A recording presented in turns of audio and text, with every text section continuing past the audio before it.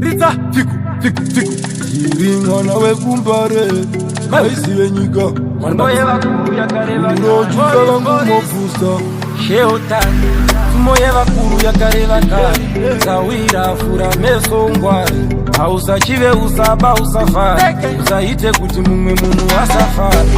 Haimbo tinyai wanza kinya Akugara netuina kuita sepinya Vaiva pusi mene ava maiva ziva Vachitisha inira seva singamboti ziva Vaitora mabebi ataichiva Zimoko zvedu zvanga zvakutotisiya Kuchena vaikona vainanganisa Pakutidadira ndipopa vaikanganisa Zvino mbinga yakasheka dzangove nharo Yatove tsuro yemumakwaro Vakatonora vachapise mukomboni Vaizviita mambo kuzvimecha Solomoni Rinonakidzwa richakweva rimwe Haridi kuitwa zvaroita rimwe Rinonakidzwa richakweva rimwe Rokwevewa roti mavaraza reivhu Rinonakidzwa richakweva rimwe Dindingwe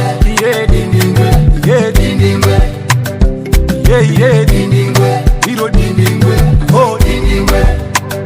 Itai kuti dindingwe Dindingwe Oh dindingwe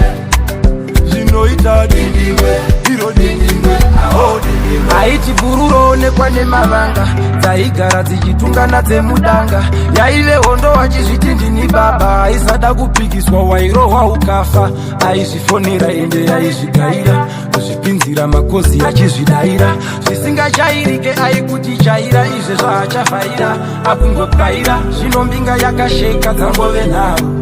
Yatove tsuro yemumakwaro Vakatonora vachapise mukomboni Vaizviita mambo kuzvimecha Solomoni Rinonakidzwa richakweva rimwe Haridi kuitwa zvaroita rimwe Rinonakidzwa richakweva rimwe Rokwevewa roti mavaraza reivhu Rinonakidzwa richakweva rimwe Haridi kuitwa zvaroita rimwe